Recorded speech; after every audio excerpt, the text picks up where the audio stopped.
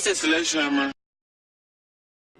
Hey, it's Derek Kainer. Today we are on episode 5 of Let's Play Final Fantasy. Last thing we did, wasn't that we went and took the crown to the Dark Elf and then kicked his butt and went all the way up to the witch, or whatever she is, and then got the medicine for the prince and then gave it to the prince, and now I'm running around unlocking things, I think. Or trying to find things to unlock the key that was given to me. You see that the Elven Prince is now just fine. I'm still just running around. I think I'm trying to figure out how to get to over there, to the right. There's gotta be a way. How do I do it? Probably has something to do with just walk out the door and walk around.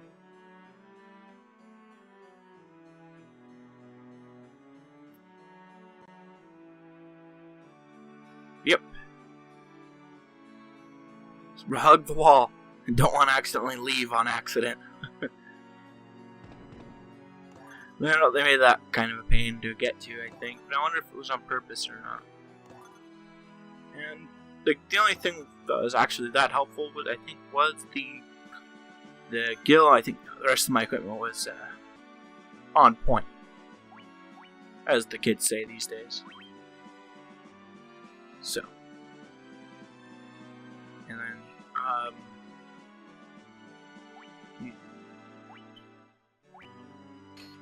there I was looking at everybody's equipment.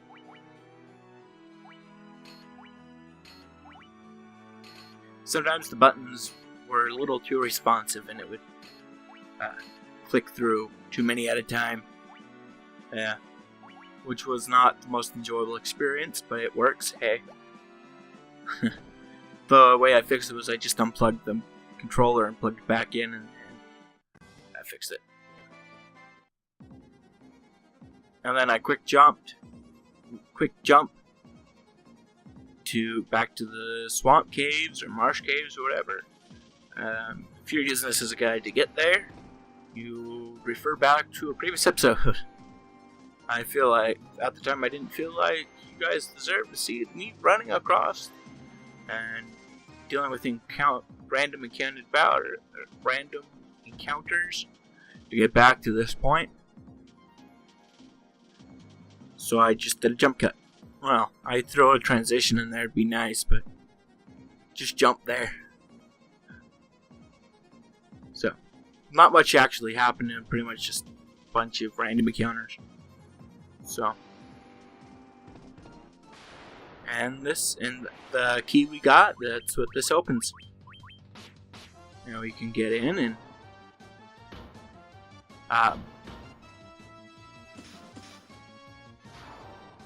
get this equipment. The real thing we need to go get is up in Corneria, or whatever that is, and get the explosive powder, or whatever they call it. I remember in the NES version they called it dynamite, I believe, but I think it became something else. I don't remember, like nitro powder or something like that, which is pretty much TNT again. Which I'm pretty sure TNT is made out of nitroglycerin. So yeah.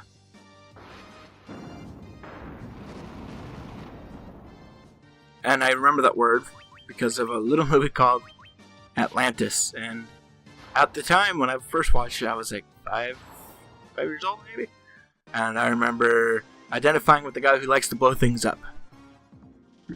That was my favorite character.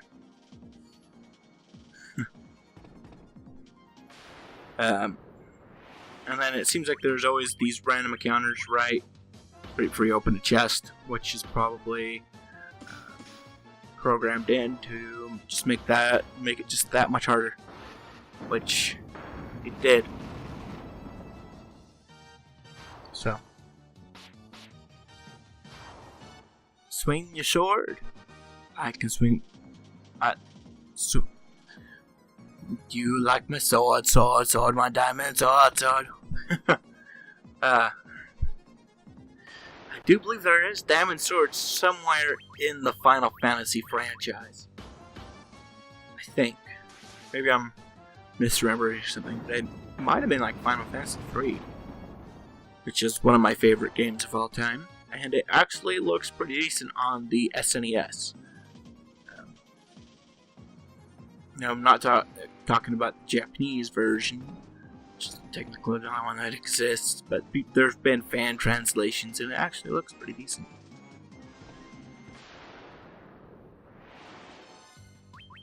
Oh. At this point in time, none of the enemies were that much of a problem. All the early grinding I did made sure of that. There were only a couple times I actually had to go back and grind for more experience. Just because I way overdid it back in the beginning. Because I didn't feel like dealing with grinding all that much. And sometimes my party was really unoptimized for anything. But that's how I like my party. Unoptimized.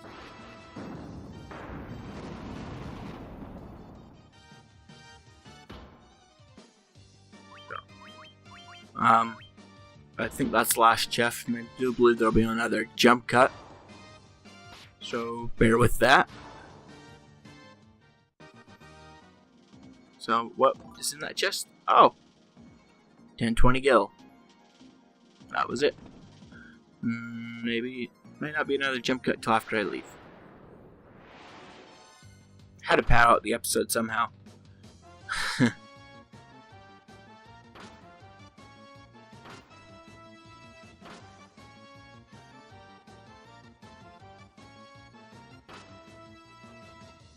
And then we gotta get through all these wolves and werewolves and wargwolves and whatever kind of other wolf they can throw at me. I'm waiting for them to all attack me because there's 9 of them and 4 of me. A little bit of magic to help them out there.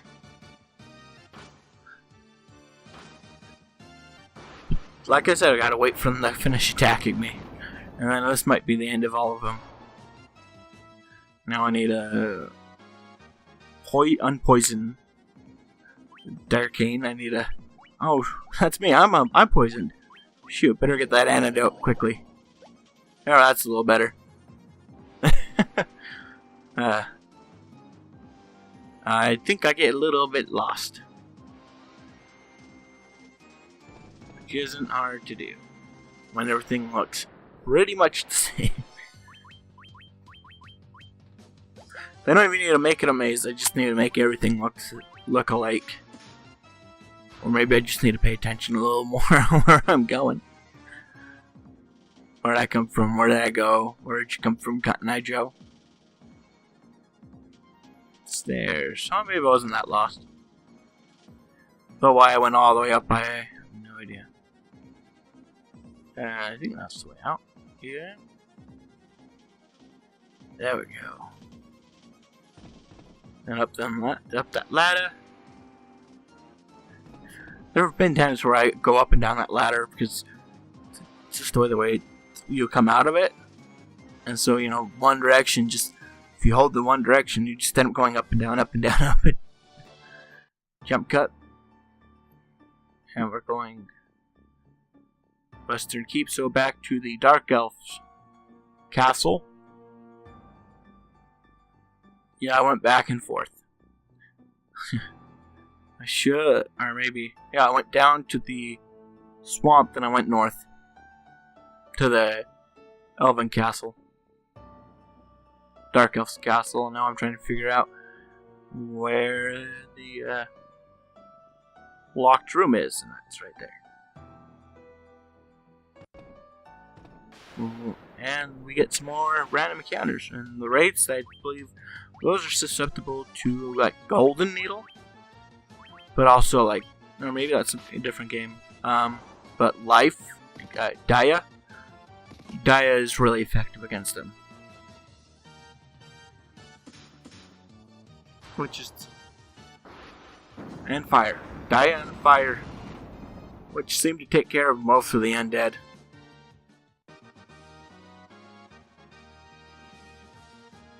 Nugs. And sometimes the equipment you get just doesn't quite work with your party because you don't have anybody that can wield it. Which is nice in the later Final Fantasy games, where you can choose the jobs to your characters as you play. It's really nice because then you can optimize for the best equipment that you have. I think that's not very useful at this point in time, but steel gloves I do believe are.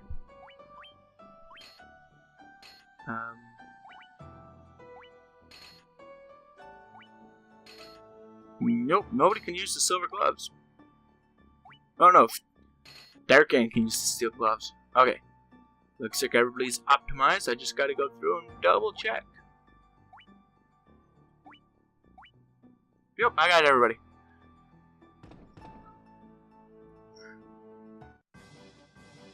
Jump cut back to Corneria, or Cornella.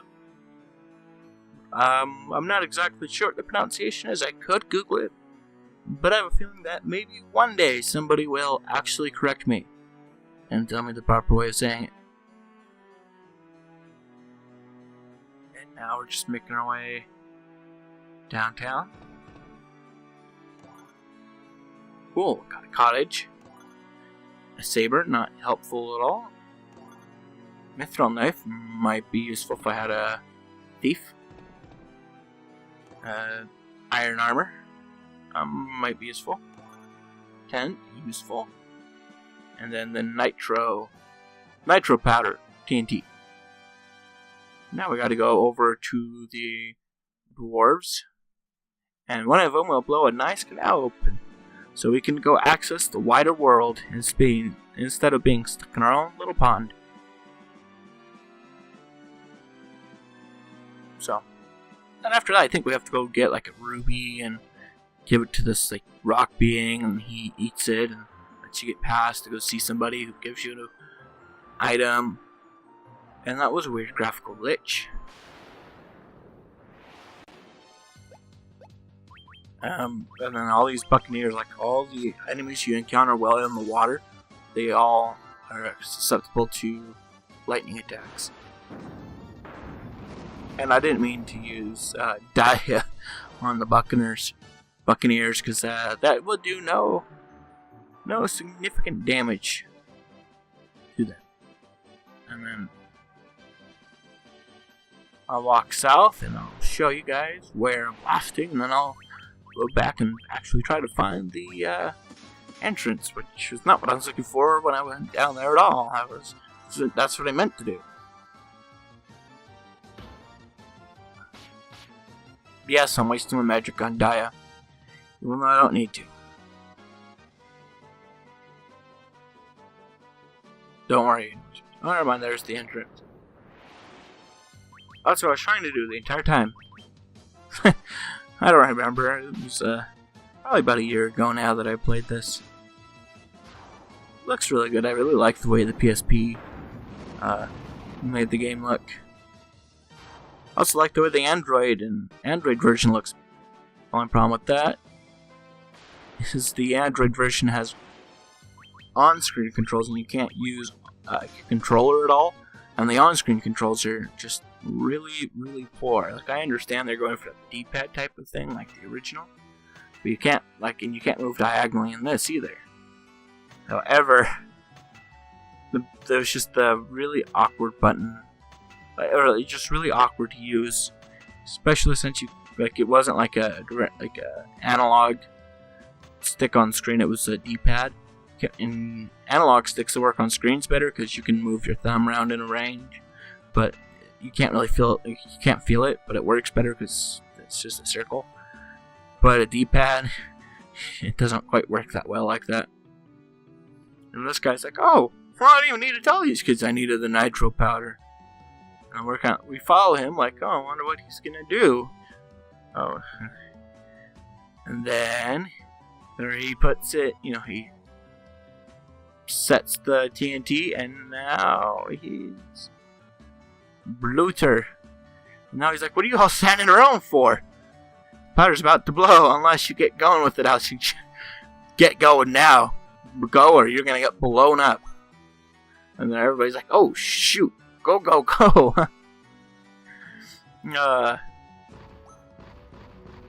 That is weak sounding.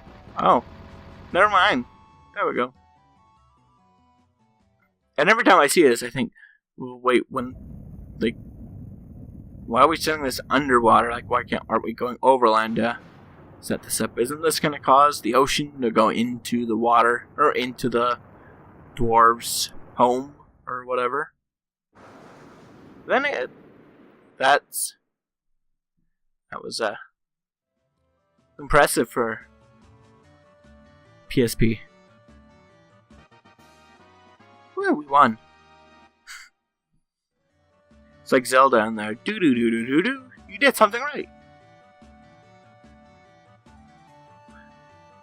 It's hard to believe people have been stuck inside that little pond for all these years until we've come along. Well, I hope you guys like, subscribe. Thank you very much. Have a good day. Peace out.